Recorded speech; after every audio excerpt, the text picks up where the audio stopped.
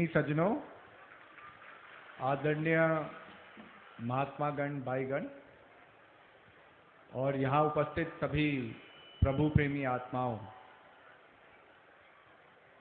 सबसे पहले आपको सनातन धर्म के नव वर्ष की बहुत बहुत शुभकामनाएं। और अभी हाल ही में ही पावन रामनवमी की बहुत शुभकामनाएं। एक बहुत लंबे अरसे के बाद ये बैसाखी का सद्भावना सम्मेलन मनाया जा रहा है। और पहले जो हमें कष्टदायक लगता था कि भाई प्रोग्राम में जाएंगे तो बहुत भीड़ होगी, भंडारे की लाइन में धक्के खाने होंगे, कहीं हम दर्शनों की लाइन में लगे और वो लाइन घूम फिरते हुए कहीं और चली जाए तो वो समस्या होगी। प्रोग्राम में जब हम नाचेंगे और फिर बैठने की जगह नहीं मिलेगी तब समस्या होगी। लेकिन जो पहले कष्टदायक लगता था, आज उन्हीं चीजों को वापस दोहराते हुए हमारा मन बहुत खुश हो रहा होगा और आनंद की अनुभूति पा रहा होगा।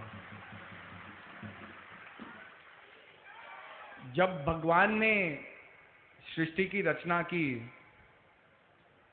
तो एक दिन उनके मन में ख्याल आया कि जरूर जो इतनी सुंदर दुनिया मैंने बनाई है, जरूर इसको एक बार घूमने चलते हैं, इसका सर्वे करते हैं, नुमाइना करते हैं।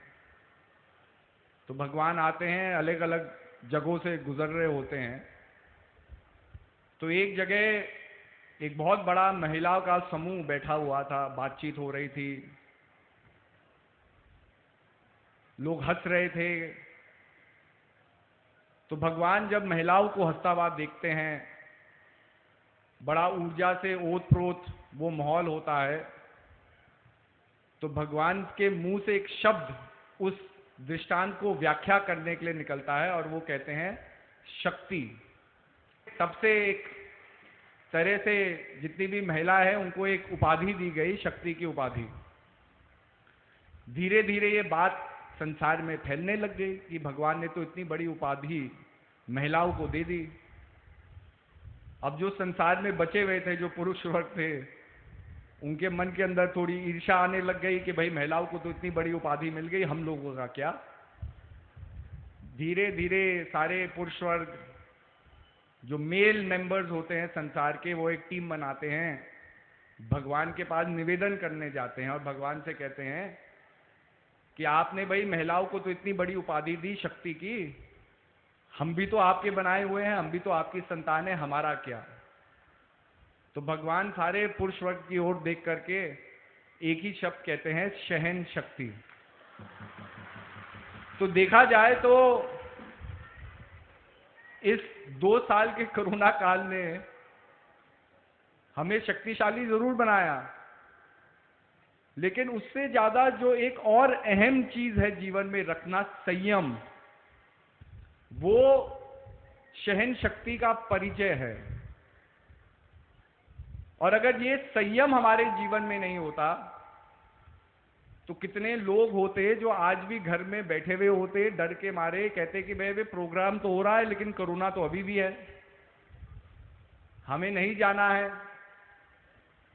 क्योंकि कितने लोगों ने जब ये रिस्ट्रिक्शंस लगने लग गए, लॉकडाउन होने लग गए, हमने अपने ही बुजुर्गों को डरा दिया, अरे घर से बाहर मत निकलो, घर से बाहर मत निकलो, आपको कुछ भी हो सकता है, आप तो रिस्क कैटेगरी में हैं, छोटी सी भी बीमारी है वो बढ़ जाएगी। इतना डरा दिया कि अब वो डर करके सहमे हुए हैं, अब उन्हें घर से निकालना मुश्किल काम हो रहा है। तो कहने का अभिप्राय यही है कि जीवन अपने आप में बहुत कुछ सिखाता है, लेकिन सीखने की प्रेरणा आदमी के अंदर होनी चाहिए। एक बहुत बड़े अमेरिकन जर्नलिस्ट थे, क्रिस्टोफर हचिन्स उनका नाम था। उनको कैंसर हो जाता है जब लोग कैंसर के बारे में जानते भी नहीं थे। रिसर्च होती है, डॉक्टर लोग उनके ऊपर सारे टेस्ट करते हैं। जब कैंसर निकलता है तो उस समय तो वो ट्रीटेबल भी नहीं था। आज फर्स्ट 2 स्टेजेस ऑफ कैंसर हम ट्रीट कर सकते हैं, दवाइयों से उसका इलाज किया जा सकता है। तो जब कैंसर डिटेक्ट होता है, सारे डॉक्टर्स उन्हें 6 महीने की मोहलत दे देते हैं। वो बड़े लोकप्रिय व्यक्ति थे अपने समाज के, तो बहुत लोगों को दुख होता है कि भाई एक व्यक्ति जो इतने डेडिकेटेडली अपने जीवन में काम कर रहे हैं, देश विदेश में क्या खबरें हो रही है उसको अमेरिकन जनता तक पहुंचा रहे हैं, तो बहुत लोग दुखी होते हैं। धीरे धीरे उनका शरीर भी कमजोर होने लगता है और वो अपनी नौकरी से अपना त्याग पत्र देते हैं। तो जिस चैनल में वो काम करते हैं, वो चैनल कहती है कि आपकी इस चैनल के प्रति जो आपका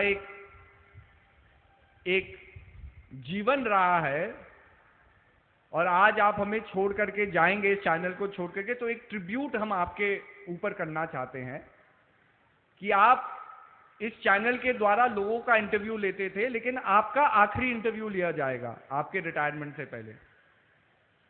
तो वो किसी यंग आदमी को बुलाते हैं जो क्रिस्टोफर जी का इंटरव्यू ले रहे होते हैं।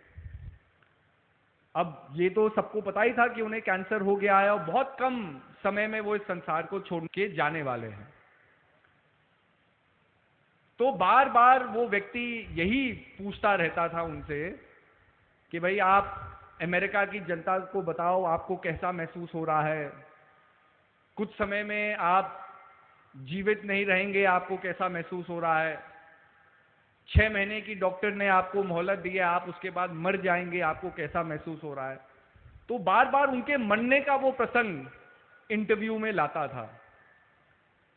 तो क्रिस्टोफर जी बड़े उसको पेशेंटली उसकी बात को सुनते हैं बड़े नम्र भाव से, और फिर इसको एक ही बात कहते हैं जो अपने आप में अगर हम उसके ऊपर अध्ययन करें तो बहुत गहरी बात है।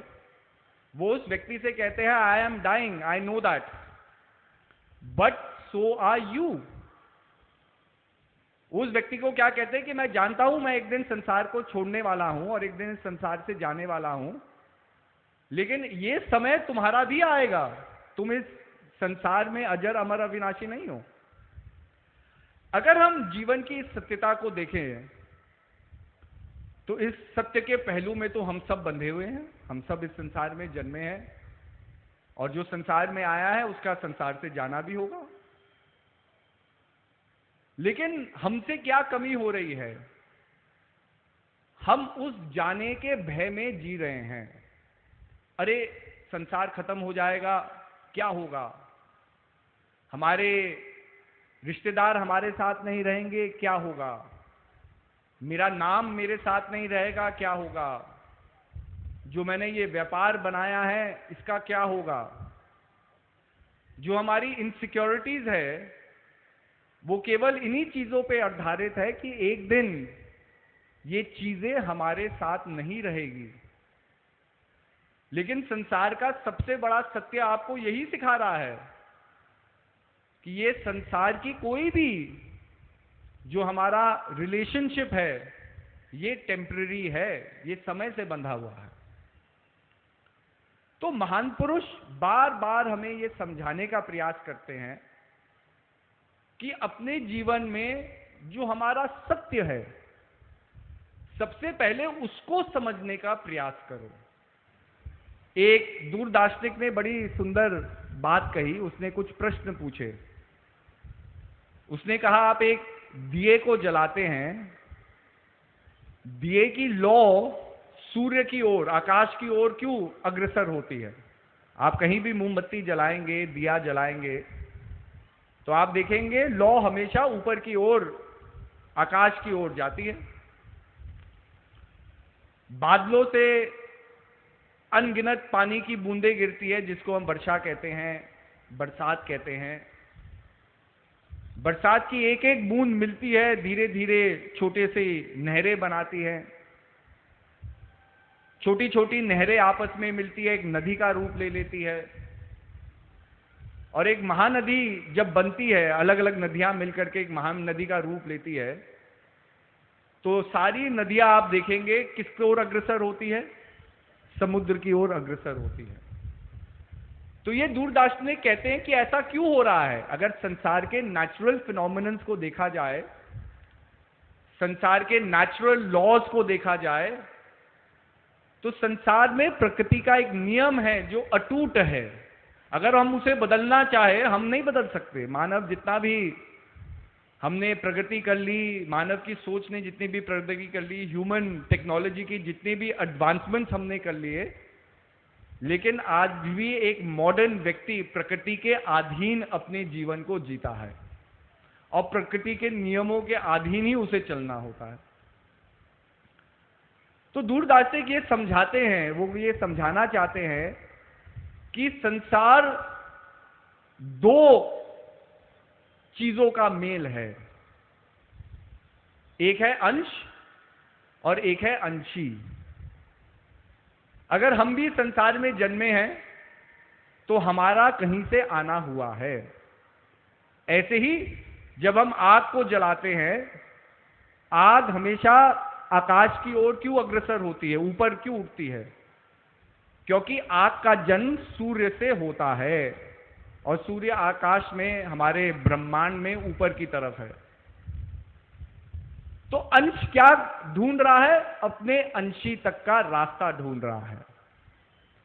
ऐसे ही नदियों का पानी समुद्र में क्यों प्रयास करता है कि वो समुद्र से मिले? क्योंकि वो समुद्र का अंश है। ऐसे ही महान पुरुष हमें समझाते हैं कि ये संसार जरूर नाशवान है, ये संसार हम सबके लिए एक दिन समाप्त हो जाएगा, लेकिन एक तत्व आपका एक ऐसा है, एक आपका अंश एक ऐसा है जो अपनी अंशी की तलाश करेगा, और उस अंश को हम चैतन्य स्वरूप मानते हैं। आपके अंदर कॉन्शियसनेस है, उसी कॉन्शियसनेस के आधार, उसी सांसों के आधार आपका जीवन है।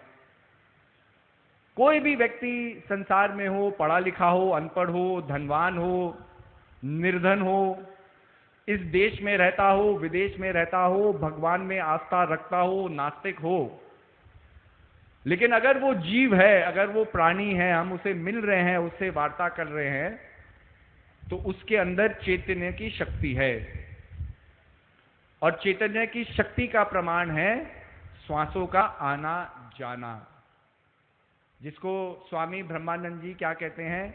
निरंजन माला घट में फिरे दिन रात, ऊपर आवत नीचे जावत, श्वास श्वास चल जात, और संसारी नर समझे नहीं वृथा उमर बिहात, निरंजन माला घट में फिरे दिन रात।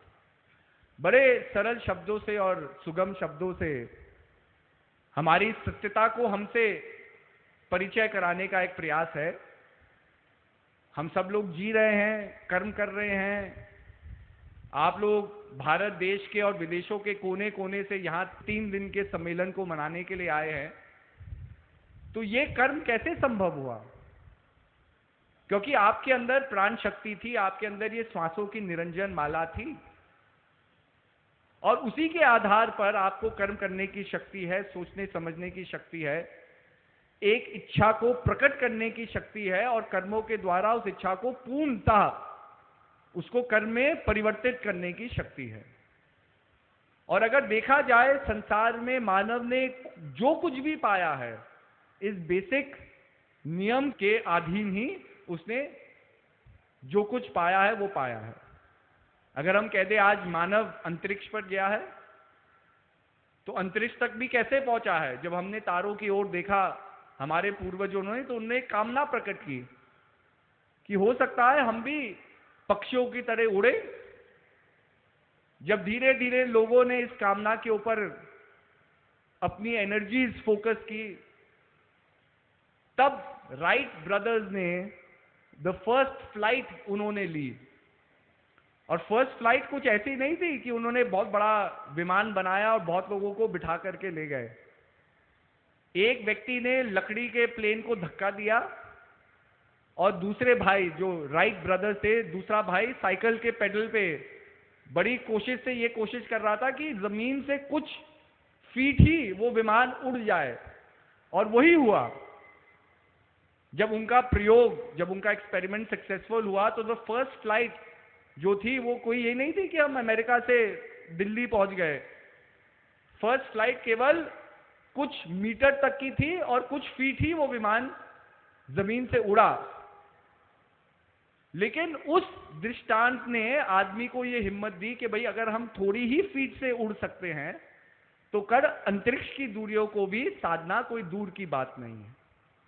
और आज ये आप देखते ही हैं, आज स्पेस ट्रैवल पहले एक देश का एक कर्म था, मतलब अमेरिका का नासा था, रशिया की अपनी स्पेस एजेंसी थी, हमारी इसरो थी।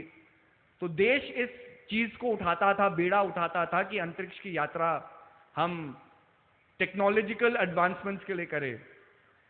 लेकिन बहुत जल्द ही हमारे ही देखते देखते हमने क्या पाया, अब कमर्शियल स्पेस फ्लाइट भी होने लग गई हैं।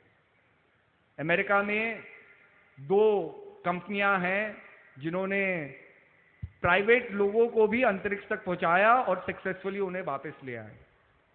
और देखते ही देखते जब तक आपके बच्चे बड़े होंगे, हो सकता है कि जैसे आज हम हवाई जहाज बैठ में सफर करते हैं एक देश से दूसरे देश, तो आप लोग भी अंतरिक्ष का सफर करके वापस आ सकते हैं। यह आदमी की कल्पना है, परिकाष्ठा है, लेकिन ये कब संपन्न हुई? जब आदमी में कर्म करने की क्षमता थी, जब हमारे अंदर चैतन्य स्वरूप का अंश था। तो महान पुरुष समझाते हैं कि हम जीवन में कोई भी कर्म करें, लेकिन अपने वास्तविक स्वरूप को जानना, अपने वास्तविक सत्य को जानना हमारा सर्वोप्रति कर्तव्य होना चाहिए। इसी कर्तव्य को समझना धर्म है। आज धर्म की व्याख्या अलग अलग तरीके से होती है। हम किसी की दाढ़ी देख ले तो उसको एक धर्म का मानेंगे, किसी का टीका देख ले तो उसको एक धर्म का मानेंगे, किसी ने पगड़ी पहन ली तो वो किसी और धर्म का है, किसी का पहनावा अलग हो जाए तो वो किसी और धर्म में विश्वास रखता है। लेकिन अगर हम किसी भी धर्म का अध्ययन करें तो धर्म ने कभी विभाजन करना नहीं सिखाया। सारे धर्म कहते हैं कि एक परम सत्ता है, सारे धर्म कहते हैं उस परम सत्ता को अगर पाना है तो अपने अंदर हमें कुछ कमियों को अपने अंदर से हटाना होगा। और जब व्यक्ति अपने अंदर अपने आप से साधना करता है तो अपने अंदर ही अपने अंशी को कहीं वो पाता है। अर्थात जो हमारा वास्तविक परिचय है उसको तो हम जानते ही नहीं। हम सांसारिक परिचय जरूर एक दूसरे को दे देते हैं। आप किसी से मिलते हैं, आप सफर कर रहे हैं, आप हवाई जहाज में आए या आप गाड़ी से आए, रास्ते में कहीं रुके खाने के लिए, आप रेस्टोरेंट में गए, किसी से मिले, ट्रेन में आप सफर करके आए, कोई आपके साथ सफर कर रहा था, आप उससे मिले। अगर बातचीत अच्छी होती है, आपका तालमेल बैठ जाए, अगर आप देखते हैं कि भाई जो मेरी विचारधारा है इस व्यक्ति की विचारधारा है, तो मन के अंदर एक जरूर इच्छा प्रकट होगी कि हम आगे भी मिलते रहे। तो क्या करते हैं, आप अपना विजिटिंग कार्ड देते हैं और दूसरा व्यक्ति भी आपको अपना विजिटिंग कार्ड देगा। विजिटिंग कार्ड में आपका नाम है, आप कहाँ रहते हैं, क्या करते हैं, और आपका आज तो मोबाइल नंबर हमारी दूसरी पहचान हो चुका है, तो आदमी अपना मोबाइल नंबर भी दे देता है। अब आपका एक नाम है, आपका एक कर्म है और आप एक जगह में रहते हैं। ये जरूर आपके बारे में बहुत कुछ बता रहा है, जो बेसिक इंट्रोडक्शन है वो दे रहा है, लेकिन ये आपका पूर्ण परिचय नहीं है। ऐसे ही महान पुरुष हमें समझाते हैं कि जो विभिन्नताएं हैं जिसके ऊपर हम संसार में अपना विभाजन करते हैं, ये विविधताएं संसार की नजरों से अपनी अपनी जगह हैं।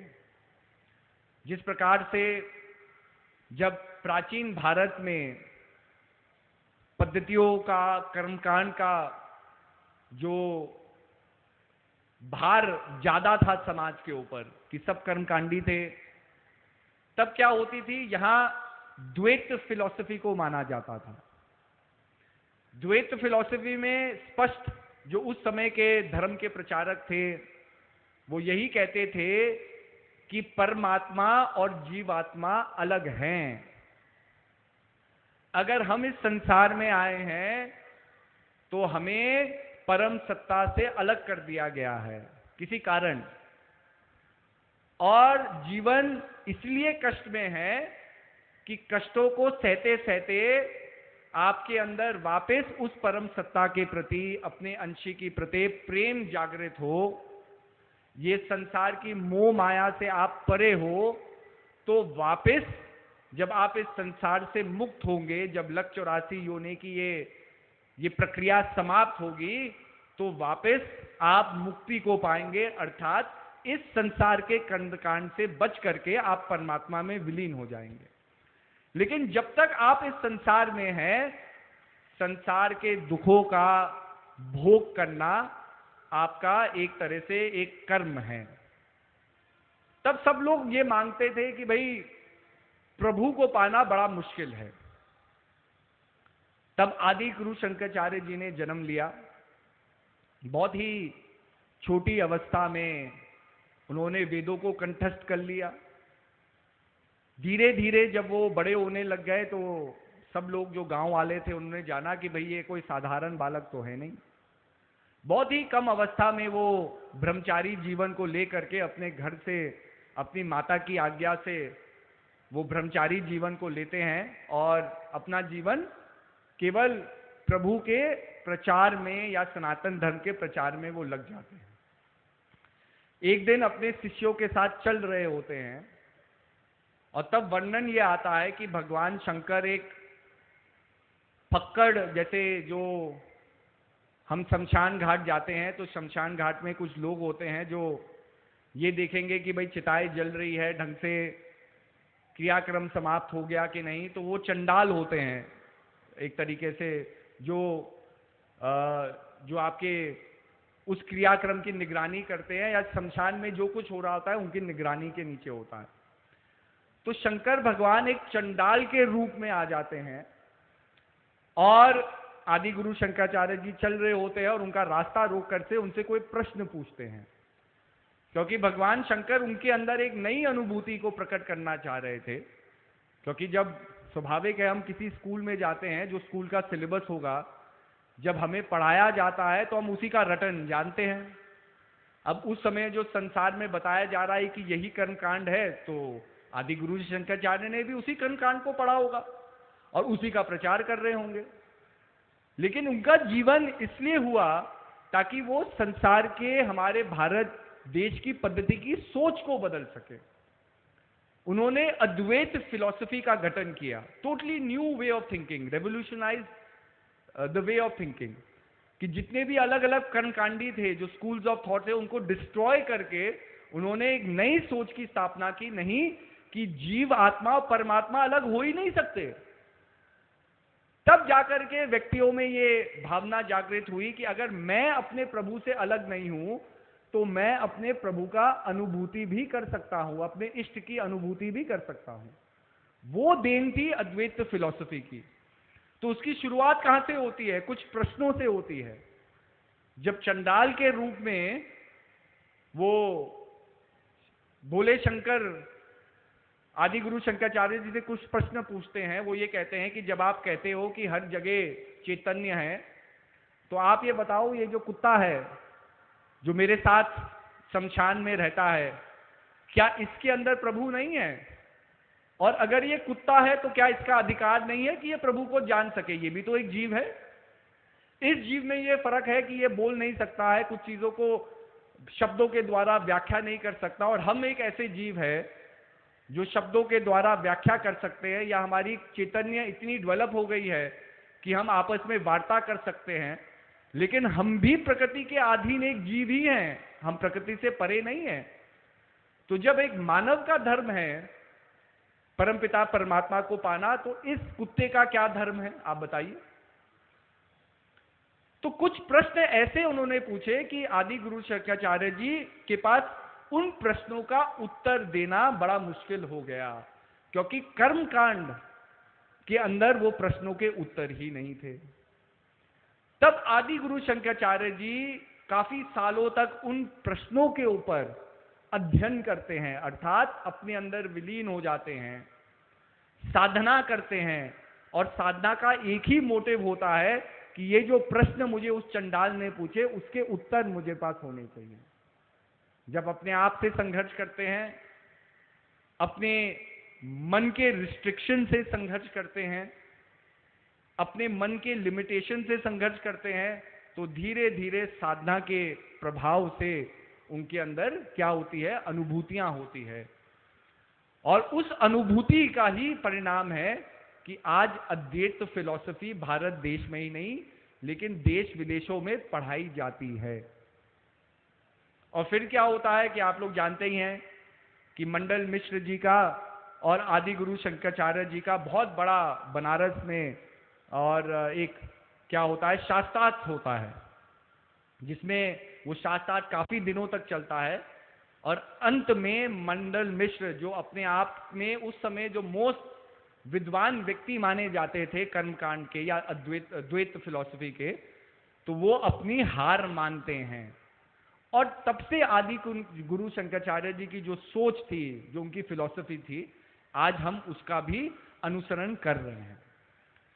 तो कहने का अभिप्राय क्या है, हम सब जीव है, इस संसार में आए हैं, लेकिन हम सब अपने वास्तविक स्वरूप, अपने चैतन्य स्वरूप को जानते नहीं।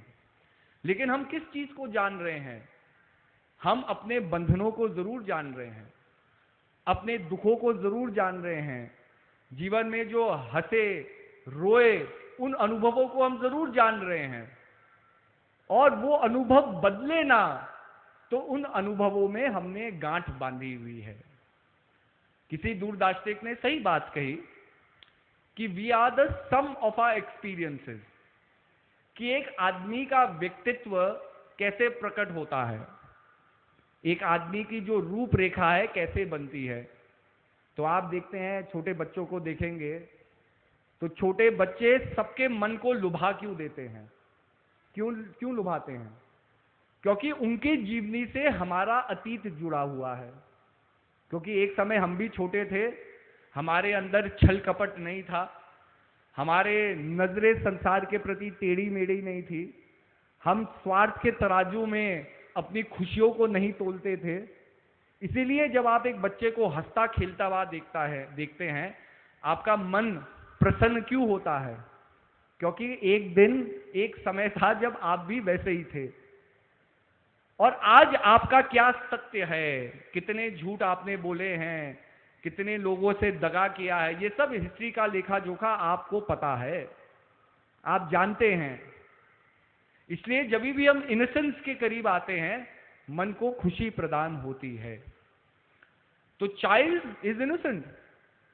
हमारी भी कामना वही है कि हम भी इनोसेंट बने, लेकिन हमसे क्या गड़बड़ी हो गई कि जीवन को जीते जीते और समझदार बनते हुए और बुद्धिमान बनते हुए अपने नामों के आगे डॉक्टर की डिग्री लगा देना, अपने नाम के पीछे LLB डिग्री लगा देना, उसके बावजूद भी हम एक बेहतर इंसान अपने बचपन से नहीं बन सके। तो स्वाभाविक है कि हमने कुछ कमियां की। और हमसे कमियां क्या हुई? हमसे कमियां हुई कि जो संसार में नाशवान है उससे हम मोह कर बैठे। लोग अपने नाम से मोह कर बैठे, अपने व्यापार से मोह कर बैठे, अपनी हंसी और अपने दुखों से हम मोह कर बैठे। और मोह का बेसिक डेफिनेशन क्या है?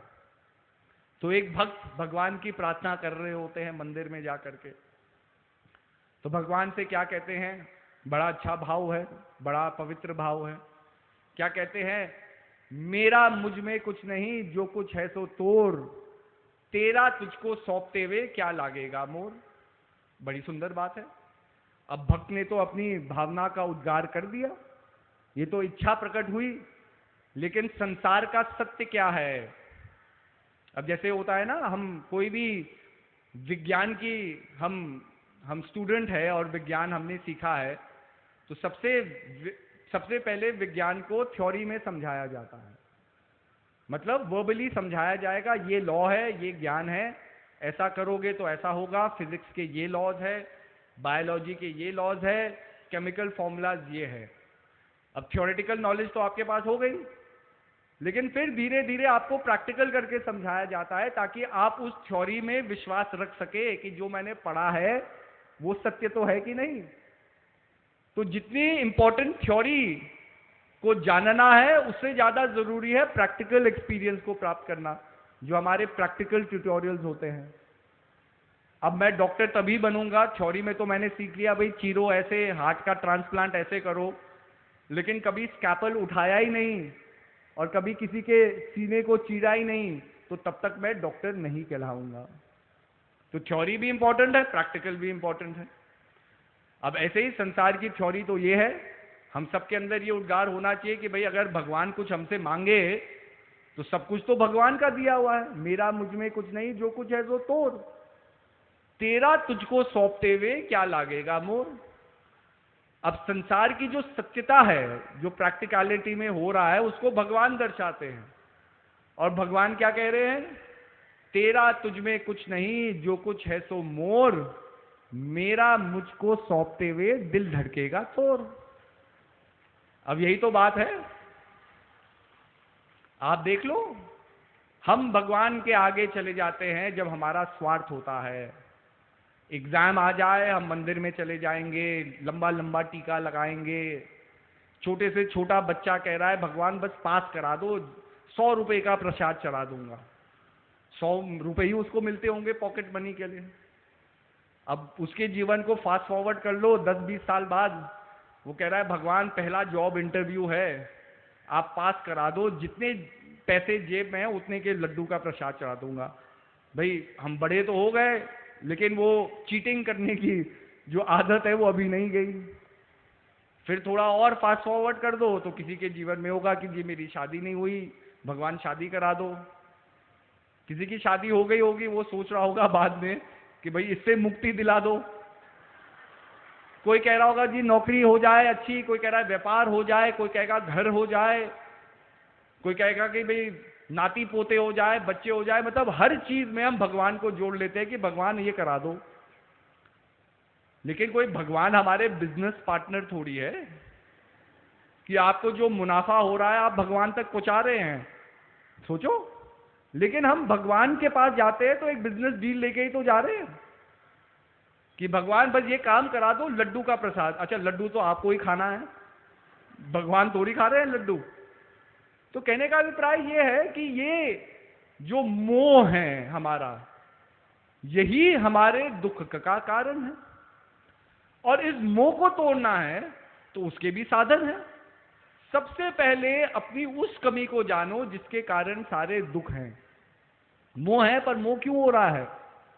क्योंकि कहीं ना कहीं हमारे अंदर अहंकार है कि हम सब कुछ जानते हैं, उसी के कारण मोह है। अरे मैं जानता हूं मेरे लिए क्या सही है, अगर ये काम मेरा हो जाए। अरे मैं गाड़ी से जा रहा हूं, मेरा काम सबसे जरूरी है, और लोग जो ऑफिस जा रहे हैं उनके काम जरूरी नहीं है, इसलिए ट्रैफिक सिग्नल को पार करना सबसे पहला मेरा अधिकार है। और दिल्ली में चले जाए तो भाई जिसका ट्रैफिक सिग्नल ग्रीन भी नहीं है, रेड है, तो उसका अधिकार पहले है उस सिग्नल को तोड़ करके जाना। मतलब किसी को किसी और की परवाह नहीं है, और की चिंता नहीं है। सब लोग बस अपने ही बनाई हुई दुनिया में मदमस्त है, और ये चाहते हैं मेरी इच्छा मेरी कामना पहले पूर्ति हो जाए। ये हमारा अहंकार है। और ये अहंकार क्या है कि जब तक ये अहंकार रहेगा आप जीवन में संतुष्ट नहीं रहेंगे। कैसे नहीं रहेंगे? तो स्वामी विवेकानंद के गुरु थे, तो वो एक दिन इसी व्याख्या को लेकर के एक चर्चा कर रहे थे। वो क्या कहते हैं, एक चींटी अपने घर से निकलती है कुछ खाने को ढूंढने के लिए। थोड़ा दूर चलती है तो क्या देखती है, एक बहुत बड़ा चीनी का ढेर जमीन पे गिरा हुआ है। चींटी जाती है, जितने दाने वो अपने मुंह में उठा सकती है, 1-2 दाने ही तो उठा पाएगी एक चींटी, कितना उठा पाएगी? ढेर तो बहुत सारे पड़ा हुआ है, उसमें 1000 दाने पड़े हुए हैं। चींटी 2 दाने उठाती है और मुड़ करके अपने घर की ओर जाती है। मुड़ करके अपने घर जाती है तो क्या मन के अंदर ख्याल सोचती है? अगली बार आऊंगी तो पूरा ढेर उठा के ले जाऊंगी। अब ये असंतुष्टि का कारण नहीं है तो क्या है, आप बताओ? अगर उस चींटी के अंदर योग्यता होती और वो अपनी योग्यता को समझती तो जितना वो ले जा रही है उतने में ही वो संतुष्ट होती। अब आपको मान लिया कोई चीज मिल जाए संसार में, और जो होता ही है, हम लोग कामना करते हैं कि जो चीज मेरी कामना है वो संसार में हमें मिलनी चाहिए। लेकिन संसार का एक अटूट नियम ये भी है कि you get what you deserve, not what you desire. कि संसार में आपको वो मिलेगा जो आपकी योग्यता के अनुसार आपको मिलेगा, ये नहीं कि जो आपका कल्पना आपके आधार पर है कि वो आपको मिलेगा। हमने कल्पना कुछ भी कर दी और हम सोचे वो हमें मिल जाए। प्लेटो तो बहुत बड़े ग्रीक फिलोसोफर हुए, उन्होंने भी ये कहा कि जब सपने देखो तो इतनी बुद्धिमानी से सोचो उस सपने के बारे में, या उस बुद्धिमानी का, अपने बुद्धि का उपयोग करो कि वो सपने देखो जो जीवन में साकार कर सको क्योंकि तभी वो सपने साकार होंगे। अगर जीवन में वो सपने देखोगे जो तुम साकार ही नहीं कर सकते, वो जीवन में केवल कल्पना बनेगी, और जितनी कल्पनाएं तुम्हारे जीवन में होगी उतनी ही असंतुष्टि तुम्हारे जीवन में होगी। अब आप सोच लो, एक आदमी खुश कैसे है संसार में?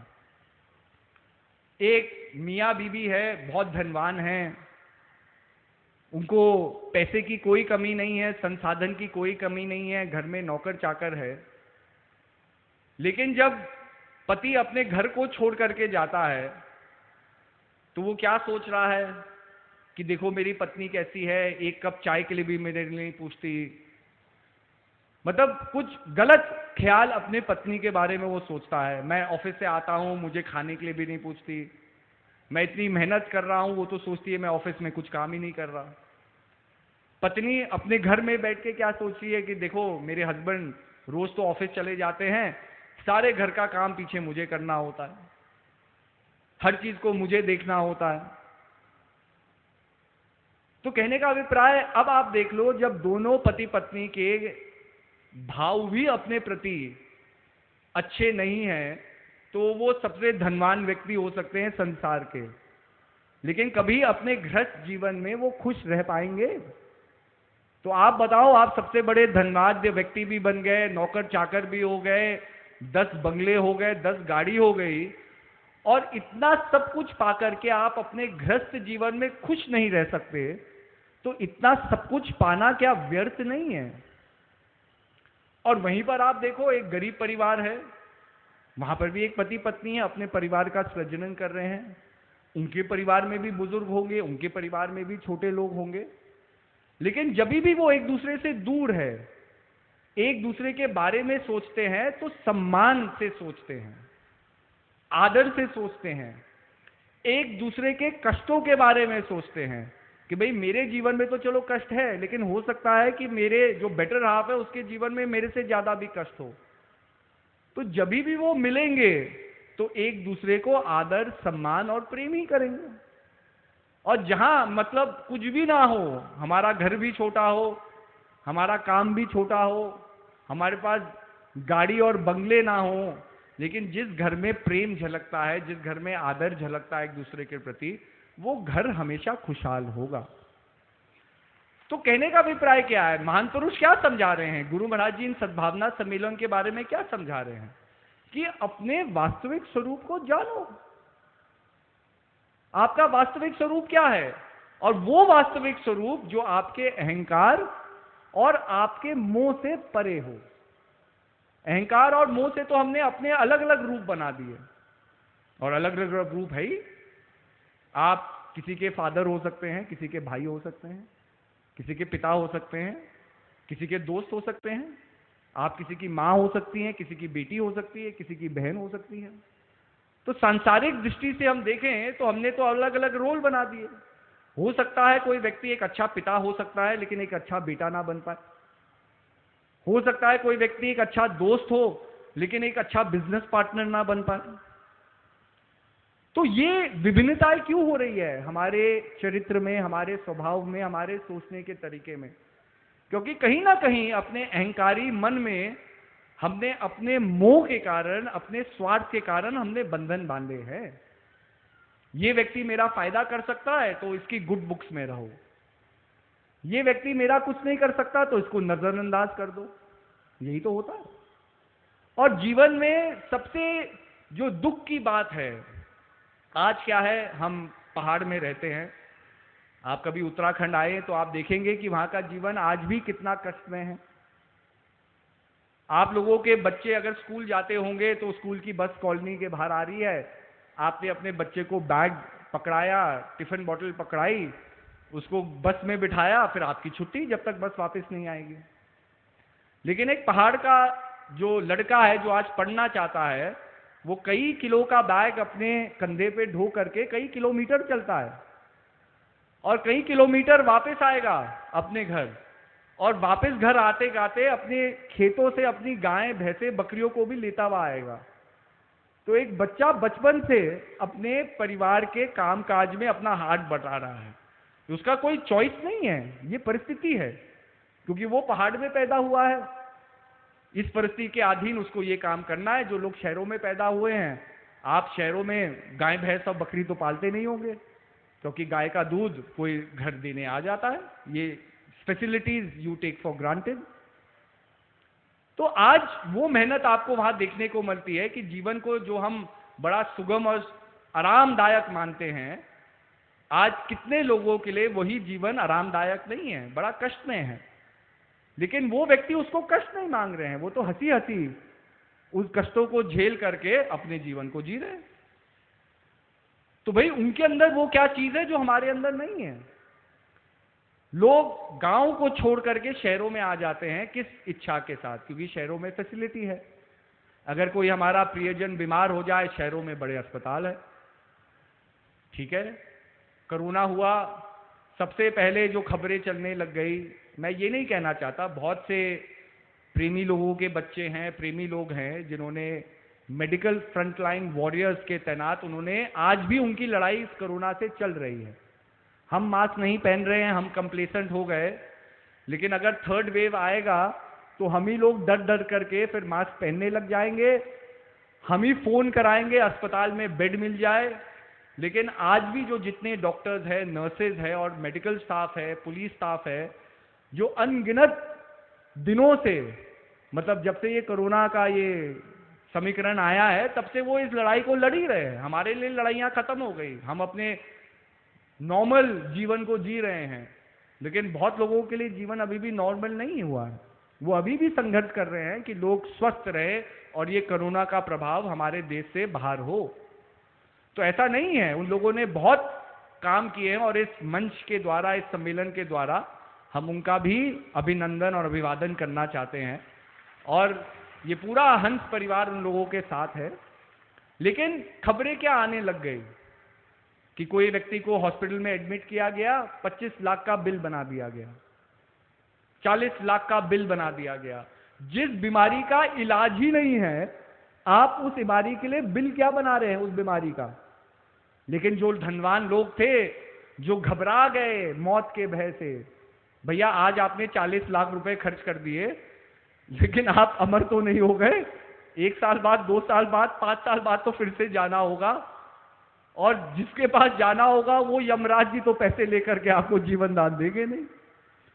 तो कहने का अभिप्राय, आपका शरीर अपने आप स्वस्थ हो गया 15 दिन में, लेकिन भय इतना था कि किसी डॉक्टर ने कहा, किसी अस्पताल ने कहा, भाई 40 लाख रुपए दो, हमने आपको ठीक कर दिया, और आपने 40 लाख दे भी दिए या 25 लाख दे भी दिए, और आगे भी वो डॉक्टर मांगेगा, आप देंगे, क्योंकि भय किसका है कि ये जीवन समाप्त ना हो, मैं जीवित रहूं। ये मोह है हमारा जीवन के प्रति। तो कहने का अभिप्राय है कि जिस उम्मीद से हम गांव को छोड़ करके आए, अपने सरल सुगम जीवन को छोड़ करके आए, हम तो शहरों में आकर के ठगे जा रहे हैं। ठगना ही तो हुआ ये।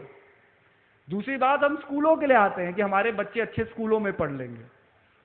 भाई आप जो हमारे पहली जो जनरेशन आई, या मान लो हमारे जो दादाजी की जनरेशन थी या नाना जी की जनरेशन थी, जो हम गांव से आए।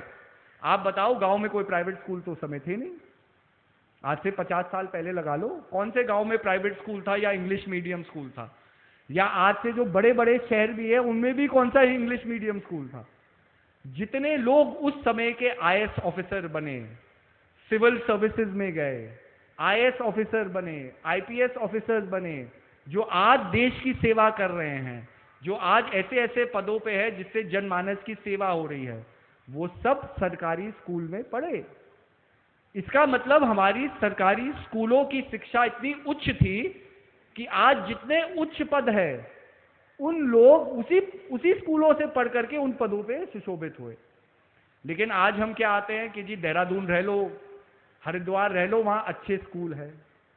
स्कूलों में क्या पढ़ाया जा रहा है?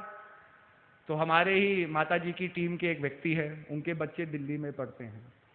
एक दिन वो मेरे पास आए कि जी मेरे बेटे से आप बात करो। ये उनकी सत्य कथा है कि वो पता नहीं स्कूल में गया, उसको कुछ बताया गया, उसने मेरे से बात की और मेरा मन बड़ा विचलित सा हो गया। तो मैंने उसके लड़के को बताया। तो लड़का क्या कह रहा है कि जी स्कूल में सीनियर सेक्शंस में एक कूल गैंग बना है। अगर कूल गैंग का हिस्सा बनना है तो हमें वो काम करने हैं, और उनमें से कुछ काम गलत भी हो सकते हैं, लेकिन उस गैंग के बच्चे जब तक वो काम आपसे कराएंगे नहीं, आप उसका हिस्सा नहीं बन सकते। और वो बच्चे ये देख रहे हैं कि आपके पिताजी कौन सी गाड़ी में बैठ के आ रहे हैं, आपके पिताजी कौन सा फोन यूज कर रहे हैं, तब आपको उस गैंग का हिस्सा बनने देंगे। भाई हम तो अपने बच्चों को गांव से लाए ताकि वो शहरों में अच्छी शिक्षा अध्ययन कर सके। लेकिन अगर शिक्षा के अध्ययन स्कूलों में, इंग्लिश मीडियम स्कूलों में और शहर के स्कूलों में बच्चों को ये सिखाया जा रहा है कि दोस्ती पिताजी की गाड़ी देख करके होगी, तो ये तो कहीं का संस्कार नहीं है ना। और अगर बच्चों के अंदर ऐसे संस्कार बने होंगे, बड़े होकर के वो किसी भी पद में जाए, कल वो बच्चा पुलिस ऑफिसर बने, कल वो बच्चा जज बने, कल वो बच्चा वकील बने, या वो बच्चा आपका ही डॉक्टर बने, वो आपका इलाज क्या निस्वार्थ भाव से करेगा कि ये देख के करेगा आप कौन सी गाड़ी में बैठ करके आ रहे हैं? तो ये बहुत गहन प्रश्न है। हम लोग बड़ी आसानी से दूसरे लोगों की खुशियों को तोल मोल करके ये जोड़ देते हैं कि अरे सेठ जी इतनी बड़ी गाड़ी में घूम रहे हैं, बड़े खुश होंगे। अरे सेठ जी इतने अच्छे घर में रह रहे हैं, बड़े खुश होंगे। कल मैं भी उस गाड़ी में घूमूं तो मैं बड़ा खुश होऊंगा। आज हमारे गुजरात से बहुत लोग यहाँ आए हैं, और गुजरात की जो ओल्डर जनरेशन है आप उनसे पूछो, क्योंकि यंगर जनरेशन तो बदल गई। हमारे गुजरात के बहुत से प्रेमी लोग देश विदेश में रहते हैं, अमेरिका, लंदन, कहीं भी आप चले जाइए। तो जब हम छोटे थे, हम अमेरिका जाते थे, तो वहाँ के प्रेमी लोग कहते थे कि जी हम तो बड़े धर्म संकट में हैं। मैंने कहा क्या हो गया? कहते जब हम यहाँ आए, हम तो गांव से आए, हमें तो कुछ पता नहीं था। हमने बच्चों को 20 साल की मेहनत के बाद उनको बड़ा किया, यहाँ के अच्छे अच्छे यूनिवर्सिटीज में भेजा। हम उनको जब ये बताते हैं कि हमारा जीवन गांव का कैसे था, और 20 साल बाद जब हम उन्हें इंडिया घुमाने लाए, तो हमारे गांव तो गांव नहीं रह गए। गांव में सड़कें बन गई, गांव में मैकडॉनल्ड्स आ गया। तो बच्चे देखते हैं कि पापा आपके गांव में तो मैकडॉनल्ड्स है, आप क्या हमें पुरानी कहानी सुनाते हो कि हम तो साइकिल में चला करते थे और गांव में ऐसा नहीं था, हमारे घरों में बिजली नहीं होती थी। आपने तो इतनी अच्छी अच्छी बिल्डिंगें बना रखी हैं, इतनी अच्छे अच्छे मकान बन रखे हैं, इतनी अच्छी अच्छी हाई राइजेस बन रखी हैं। अब गांव का जीवन थोड़ी रहा। जब वहां मैकडॉनल्ड्स खुल गया, वो तो गांव गांव ही नहीं रहा।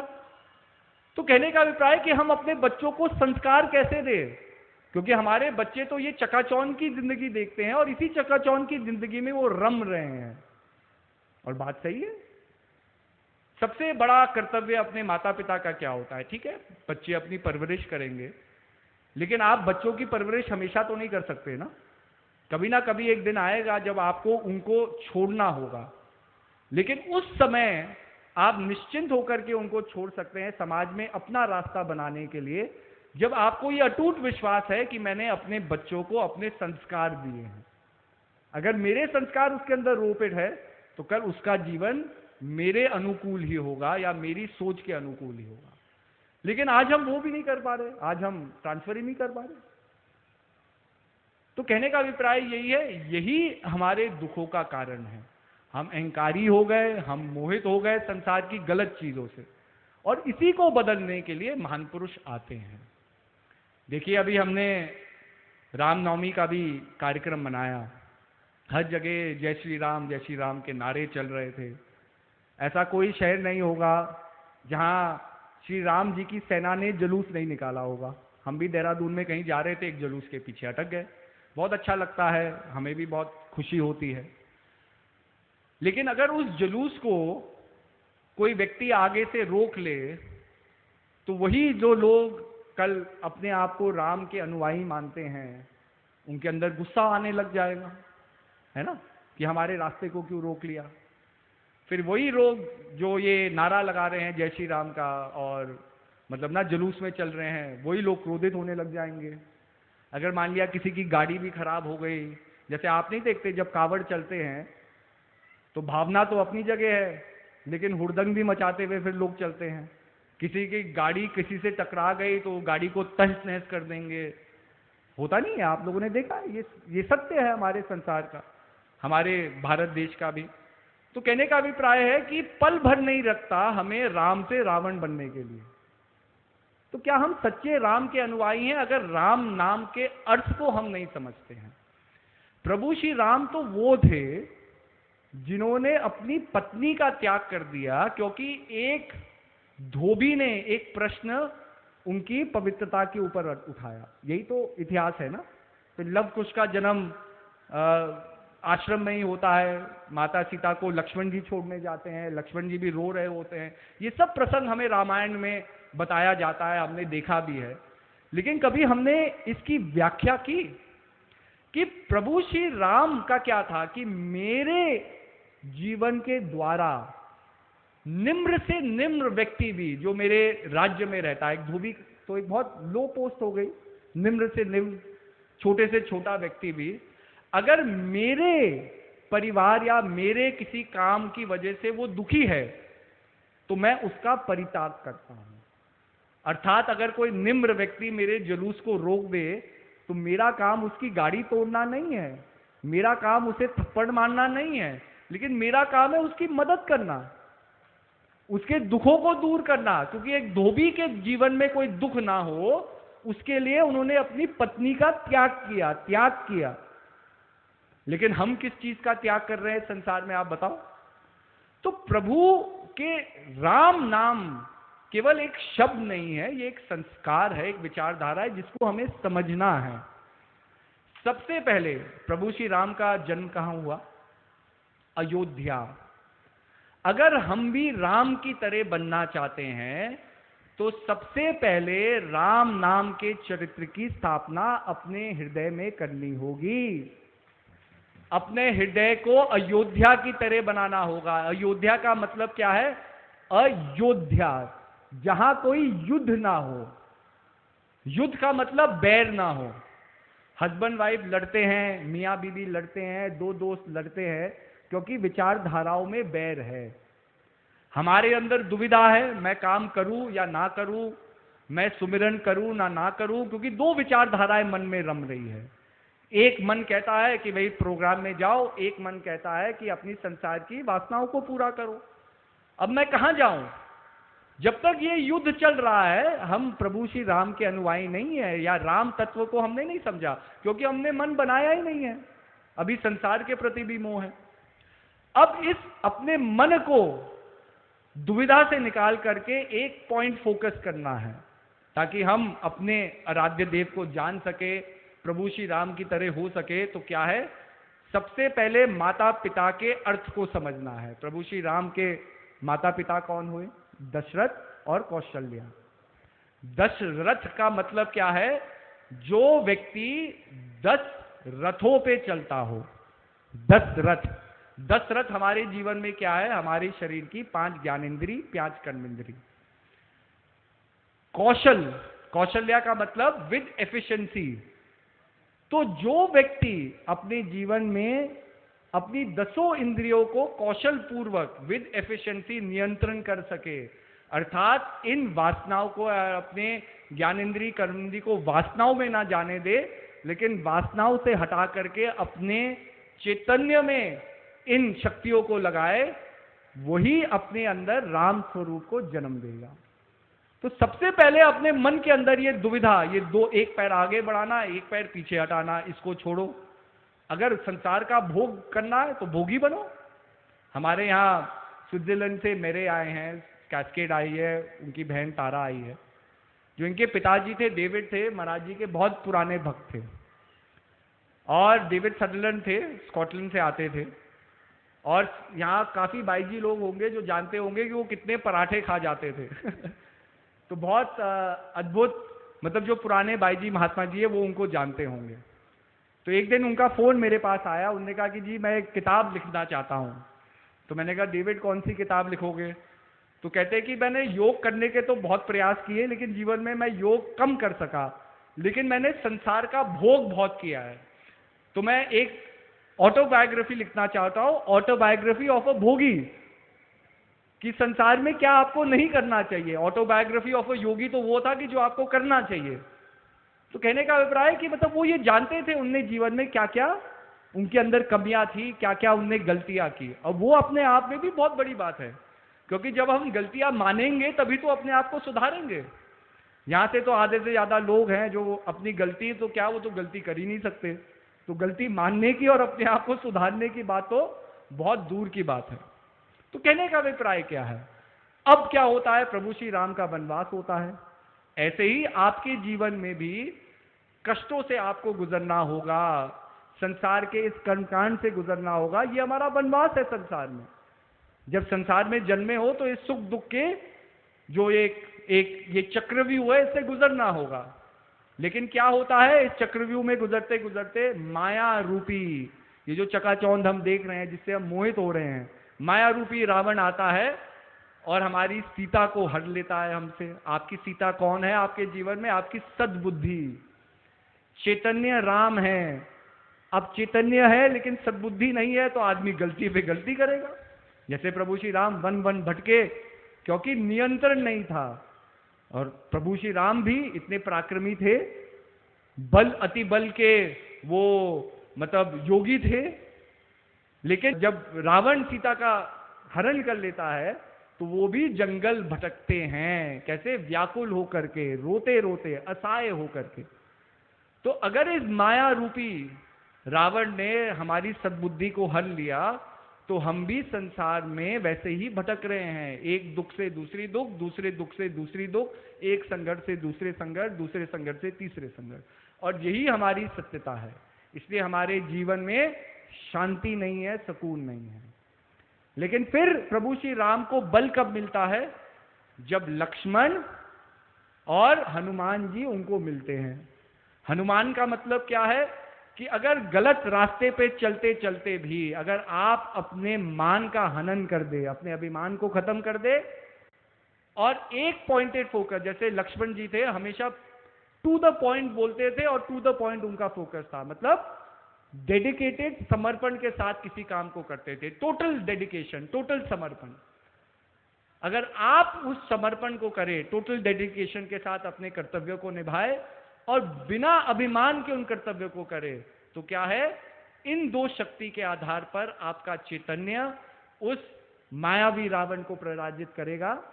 और जब आप माया से परे हो जाएंगे, अपने चैतन्य को इतना ऊंचा उठा देंगे, तो वो सद्बुद्धि सीता भी आपको वापस मिलेगी।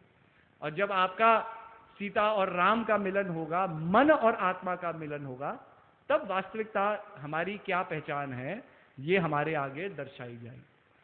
तो बड़े सरल शब्दों में महान पुरुष समझाते हैं, लेकिन समझना हमारा कर्तव्य है। लेकिन समझना मुश्किल क्यों हो जाता है? क्योंकि आदतें नहीं बदलती, एक दूसरे की टांग खींचने की आदत नहीं बदलती। एक पति थे, ऑफिस से आए थके थके, पत्नी को कहते हैं खाना परोस दो, बहुत भूख लगी है। पत्नी खाना परोस देती है, पति खाते हैं, कहते हैं अरे आज कुछ स्वाद नहीं आ रहा खाने में, तुमने खाना अच्छा नहीं बनाया। अब पत्नी तुरंत हॉस्पिटल फोन करती है कि मेरे पति के स्वाद चले गए, सेंस ऑफ टेस्ट चला गया। एम्बुलेंस आती है, वो तो कोरोना वार्ड में जाके पति को रख देती है। अब भाई यही है, फिर पत्नी फोन करती है पति को अपने घर से कोरोना वार्ड में, बेचारे पति अकेले क्वारंटीन में बैठे हुए हैं। कहती है अब आया खाने का स्वाद, ठीक है, खींच ली टांग। अब जिस व्यक्ति के जीवन में संयम ना हो वो तो गुस्सा करेगा, रोए धोएगा, लेकिन जीवन की परिस्थिति को नहीं बदल पाएगा, है ना, वो तो कोरोना वार्ड में ही बैठा रहेगा। अब जीवन में संयम हो और सद्बुद्धि हो तो क्या होगा भाई, डॉक्टर आता है, पेशेंट से पूछता है अच्छा आपका टेस्ट चला गया, हो सकता है आपको कोरोना हो, आप किसके संपर्क में आए, बताओ किस किस के संपर्क में आए। तो वो कहता है कि जी मैं अपने पत्नी के संपर्क में था, अपने सास ससुर और अपना साला और साली के संपर्क में था। 15 मिनट बाद वो सब भी उस कोरोना वार्ड में ही बैठे हुए थे। तो भाई कभी कभी जीवन आपको एक विकट परिस्थिति के आगे रख देगा, आपको समझ में आएगा मैं क्या करूं, इसने तो मुझे ठग लिया, इसने तो मुझे ये कर दिया, इसने तो मेरा बुरा चाह दिया, इसने तो मुझे बुरा कह दिया। लेकिन जीवन के अनुभव आपको इतना विवेक जरूर आज दे चुके हैं कि जो आपके साथ हुआ है वो आप किसी और के साथ ना दोहराए। क्योंकि ये पास द पार्सल जो हम खेलते हैं ना, बहुत आसान कार्य है। हम सवेरे उठे और मान लो किसी कारण आराध्या जी हमसे गुस्सा हो गए, हम शाम को कमरे से निकले, जो सबसे पहला आदमी मैंने देखा थापा जी को देख लिया, मान लिया हम थापा जी के ऊपर गुस्सा हो जाएंगे। बड़ा आसान है गुस्से को ट्रांसफर कर देना, थापा जी किसी और के ऊपर गुस्सा हो जाएंगे, कोई किसी और के ऊपर गुस्सा होगा और ये चक्रव्यूह चलता रहेगा। लेकिन अगर मेरे अंदर संयम है तो मैं उस प्रक्रिया को रोक सकता हूं। कैसे? उस प्रभाव को बदल करके। अगर मेरे के आस को नेगेटिव भी हुआ है तो मैं अपनी फ्रीक्वेंसी की वो पॉजिटिव में वो टर्न करूं, और अगर मैं पॉजिटिव में हूं तो कोई नेगेटिविटी मेरे चारों तरफ थोड़ी आएगी। हम नेगेटिव क्यों हो जाते हैं? क्योंकि कहीं ना कहीं वो नेगेटिव रेजोनेंस हमारे अंदर है, वो किसी और की वजह से नहीं है। हम एक्सक्यूज बना देते हैं कि ये तो भाई समय है, ये तो प्रभाव है, लोग झूठ बोलते हैं तो मैंने भी झूठ बोल दिया तो क्या है, ये बहाने हैं। लेकिन सत्यता यही है कि आपके कर्मों का लेखा जोखा आपके हाथ में है, किसी और के हाथ में नहीं है, किसी समय परिस्थिति के हाथ में नहीं है, किसी व्यक्ति विशेष के हाथ में नहीं है। आप पॉजिटिव रहेंगे, संसार की कोई नेगेटिव चीज आपको नहीं छू सकती। लेकिन इस पॉजिटिविटी को भी मेंटेन करने के लिए, जैसे हम बैटरी चार्ज करते हैं तो पूरा दिन फोन की बैटरी रहेगी, लेकिन जैसे ही डिस्चार्ज होने लग जाएगा हमें चार्जिंग की वापस जरूरत है। ये चार्ज और डिस्चार्ज की प्रक्रिया हमारे अंदर भी हो रही है, और हम अपने आप को पूरी तरह से चार्ज नहीं कर पा रहे हैं क्योंकि भजन सुमिरन हम नहीं करते। रोज संसार की लड़ाइयां लड़ रहे हैं, अपने अंदर की लड़ाइयां लड़ रहे हैं, अपने अंदर के रावण से लड़ रहे हैं, लेकिन अपने आप को चार्ज करना, अपने आप को राम बनाना हम भूल जाते हैं। तो यही चेंज हमें लाना है, और ये सम्मेलन इसी चीज का एक उदाहरण है कि कैसे ये चेंज संभव है। कितने असंख्य लोग थे, अलग अलग बैकग्राउंड से यहाँ आए हैं, अलग अलग मान्यताओं को मानने वाले हैं, लेकिन गुरु महाराज जी ने ज्ञान के बंधन में हम सबको एक बंधन में पिरो दिया। तो ये गुरु महाराज जी की एक बहुत बड़ी देन है जिसको हमें समझना है, उनके ज्ञान को हमें समझना है, अपने जीवन में उतारना है। और आप सबको, जैसे मैंने कहा, नव वर्ष की बहुत बहुत शुभकामनाएं। और यहाँ से जब हम जाए तो पॉजिटिविटी को लेके जाए, गुरु महाराज जी का संदेश लेके जाए, और एक अच्छे उदाहरण को हम समाज में प्रस्तुत करें। इन्हीं शब्दों के साथ सबको दुआ आशीर्वाद। हरिओम।